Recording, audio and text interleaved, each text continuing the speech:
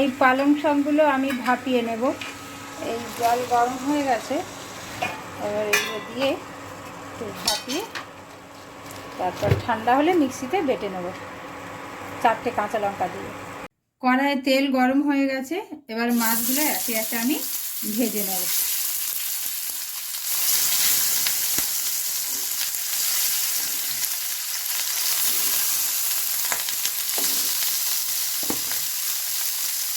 আমার মাছ ভাজা হয়ে গেছে, এবার আমি মাছগুলো এক এক করে তুলে নেব। এবার আমার কড়াই গরম হয়ে গেছে, একটু কালো জিরে ফোড়ন দিলাম, দিয়ে এবারে আমার এই পেঁয়াজ আর টমেটোটা দিয়ে দেব। আমার পেঁয়াজটা আর টমেটোটা মোটামুটি ভাজা হয়ে এসছে, এবারে একটু আমি হলুদ দিলাম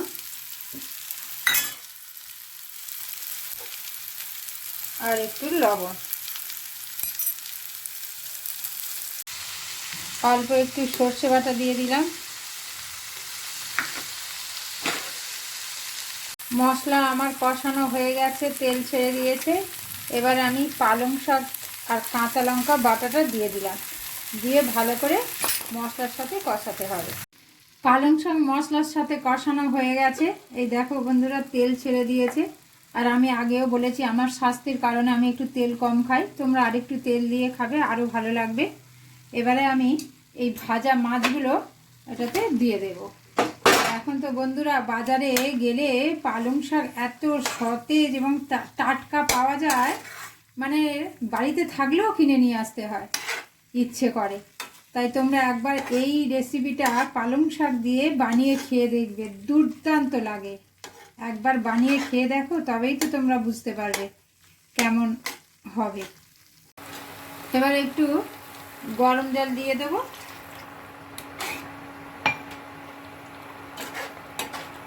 আমার রান্না কমপ্লিট, এবার উপর থেকে আমি 2-1টা কাঁচা লঙ্কা চিড়ে দিয়ে দেব।